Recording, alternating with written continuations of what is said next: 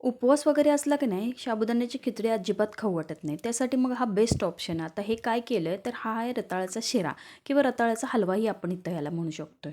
आणि हा पौष्टिकही तितकाच आहे. आता हे करण्यासाठी काय केलं, रताळे चांगले स्वच्छ धुवून घेतलेत, ते उकळून घेतलेत आणि नंतर थंड झाल्यानंतर त्याला खिसणीने खिसून घेतलं किंवा मॅश करून घ्यायचं.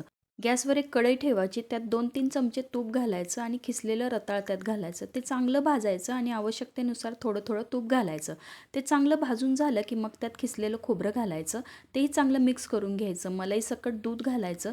ते दूध पूर्ण आटेपर्यंत रताळ त्यात शिजवून घ्यायचं. त्यानंतर त्यात गोडीनुसार साखर घालायची. आता ही साखरही यात चांगली विरघळून द्यायची. आता ही साखर विरघळेपर्यंत हा हलवा चांगला हलवून घ्यायचा. साखर पूर्ण विरघळली की त्यानंतर आवश्यकतेनुसार ड्रायफ्रुट्स घालायचे. तेही चांगले यात मिक्स करून घ्यायचे. हे चांगले मिक्स झाले की वेलदोड्याची पूडही त्यात घालायची, म्हणजे सुगंधही अगदी चांगला येतो. आता इथं आपला रताळ्याचा हलवा किंवा रताळ्याचा शिरा तयार झालेला आहे. आवश्यकतेनुसार त्याला सजवून घ्यायचं आणि घ्यायचं मग खायला.